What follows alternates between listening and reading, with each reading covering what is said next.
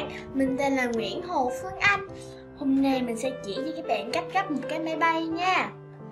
Thì những nguyên liệu các bạn cần là một tờ giấy A4 hình chữ nhật. Đầu tiên, chúng ta sẽ gấp đôi tờ giấy lại.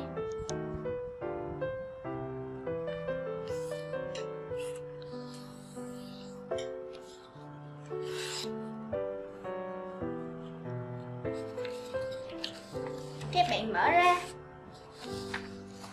rồi gấp nó lại.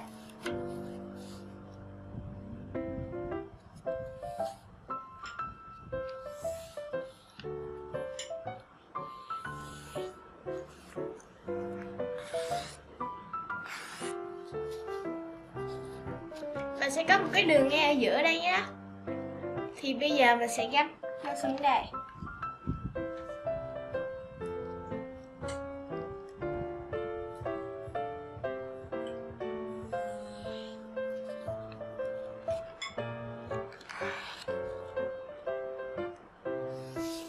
Rồi bên này cũng vậy.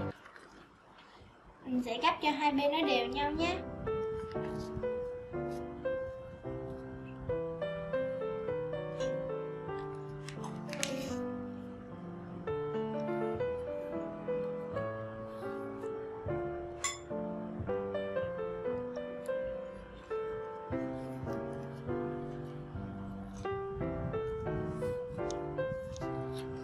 Bây giờ mở ra và lật qua đằng sau. Mình cũng sẽ gấp nó qua lại để có cái nếp nha.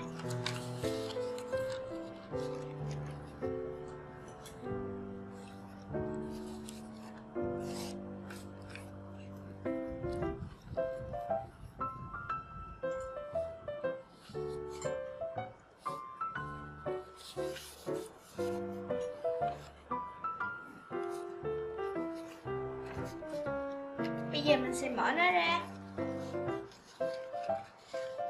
Mở phần trong ra và đè nó xuống.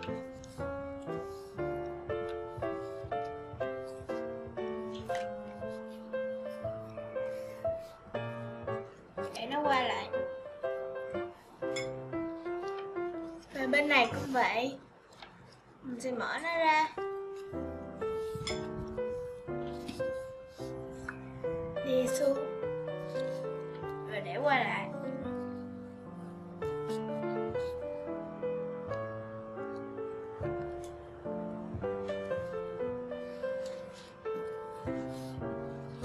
Bây giờ ở phần giấy này mình sẽ để qua đây.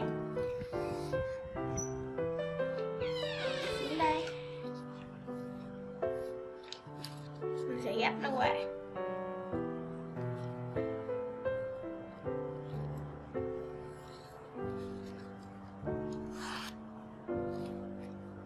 Rồi ở cái phần này mình sẽ để lên bằng ở đây.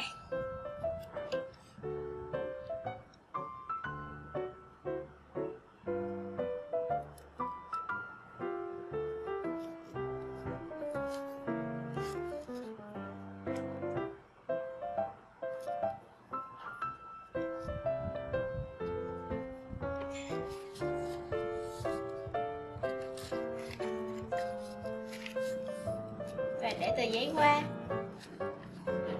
Và một phần nữa.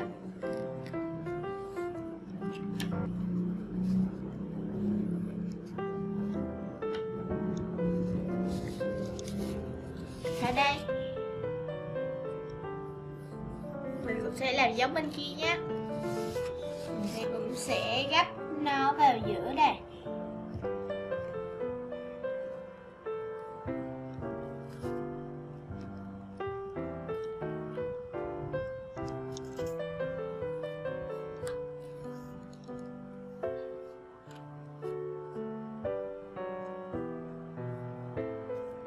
Bên này cũng vậy. Mình sẽ gấp nó vào cho nó thẳng nhé.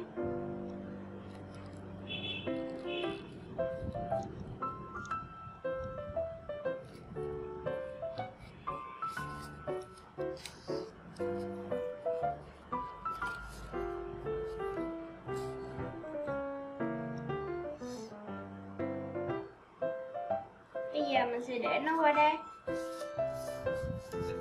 để nghiêng lại.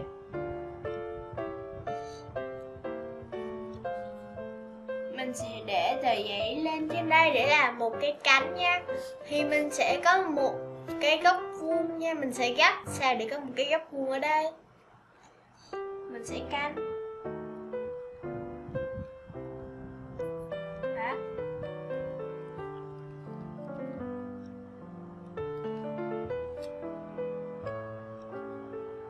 Một cái góc vuông giữa đây.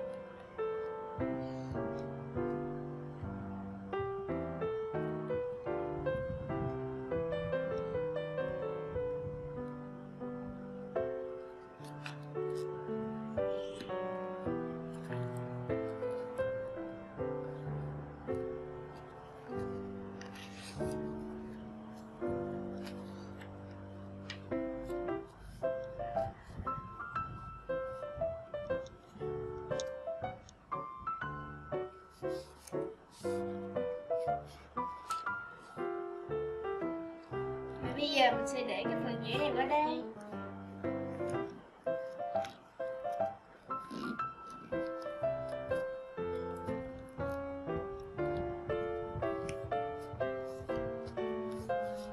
Và bây giờ mình sẽ để tờ giấy lên và để nó xuống cho bằng những cái phần này.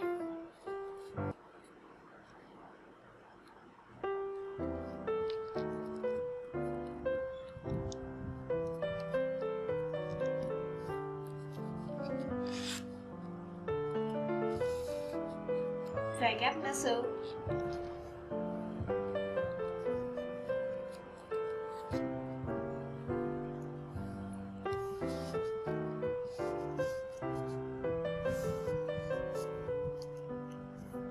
Và bây giờ mình sẽ để nó xuống đây.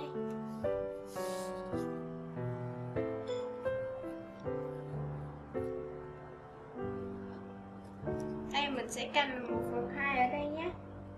Và từ góc này bây giờ mình sẽ gấp nó xuống.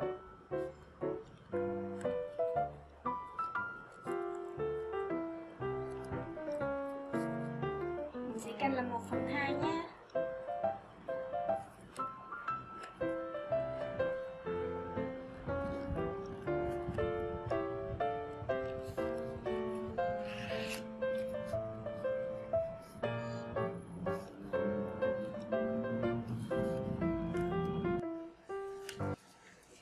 Bây giờ mình sẽ gấp phần giấy này lên.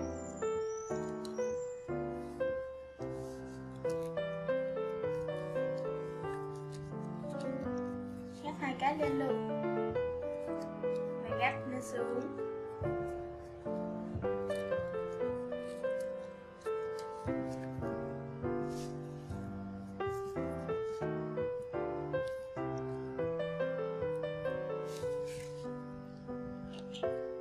Bây giờ mình cũng sẽ gắn nó xuống cho nó bằng ở cái phần mặt sau kia nhé.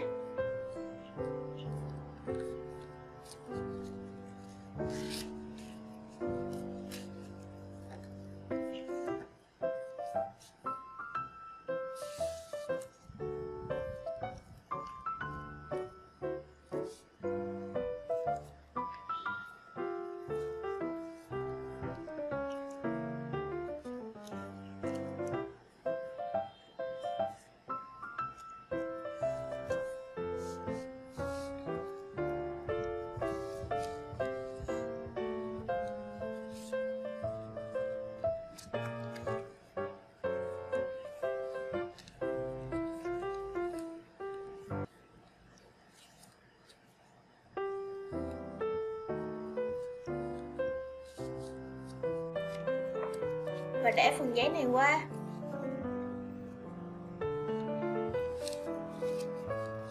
Rồi gấp nó xuống.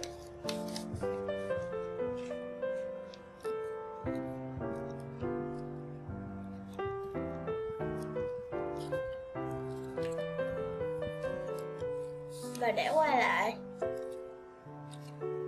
Bên này cũng vậy.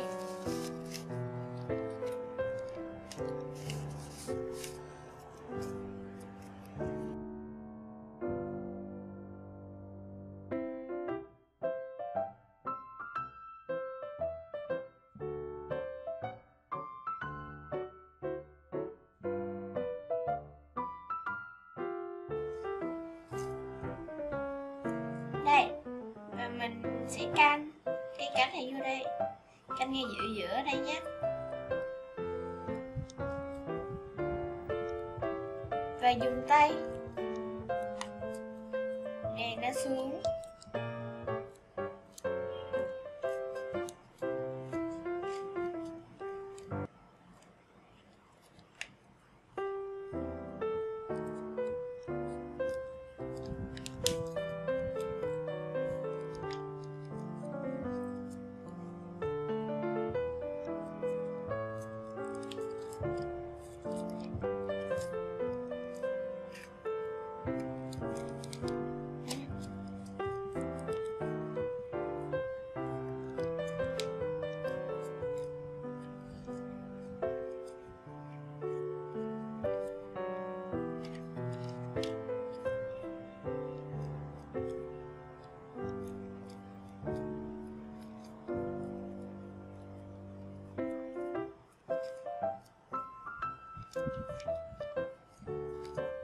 Và mình sẽ đè nó xuống nhé.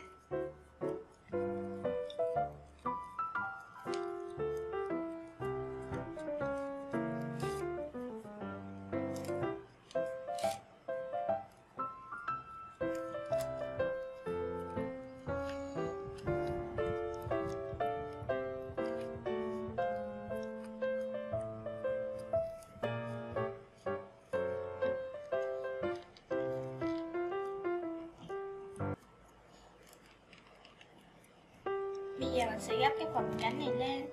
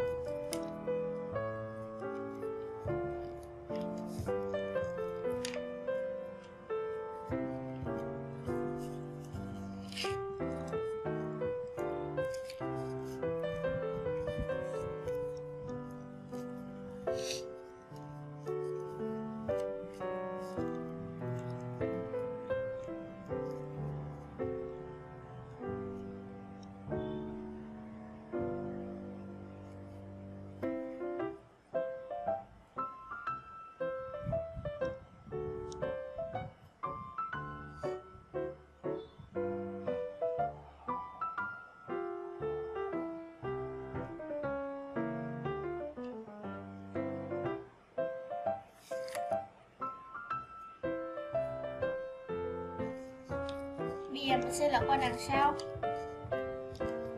Mình sẽ gấp phần cánh này lên.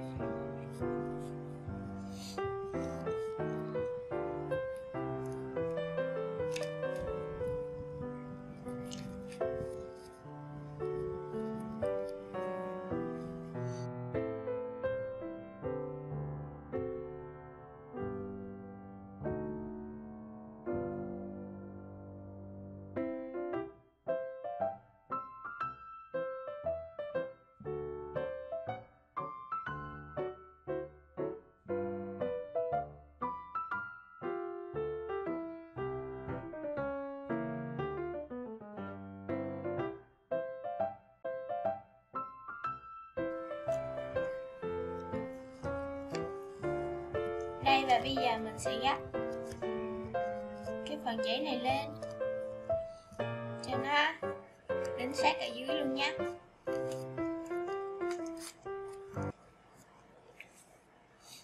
Và bên này cũng vậy.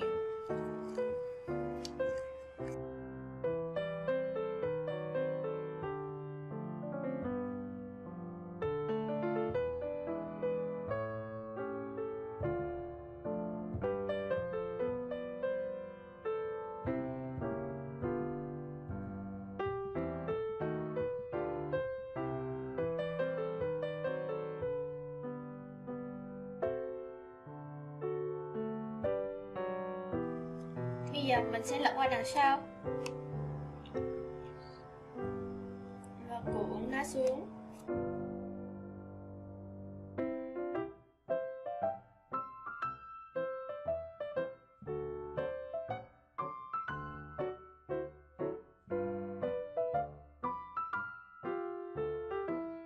Và bên này cũng vậy.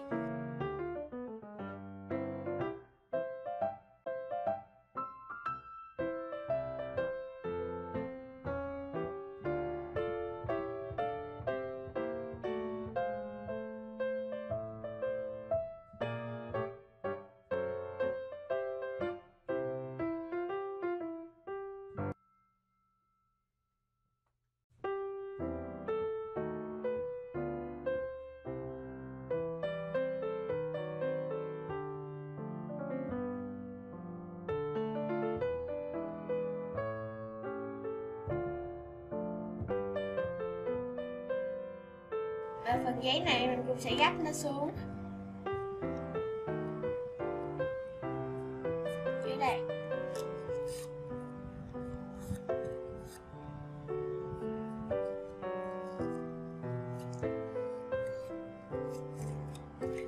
Và bên này cũng vậy.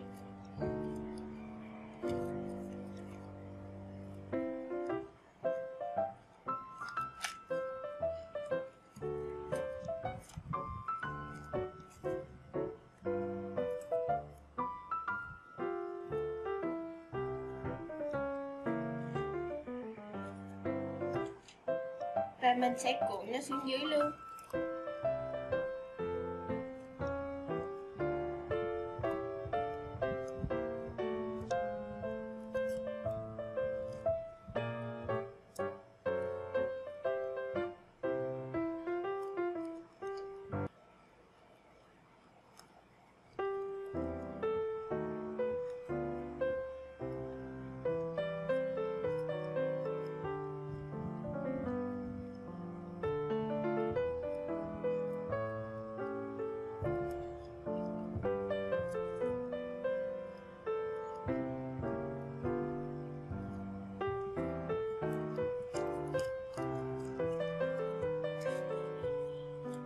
Vậy là xong.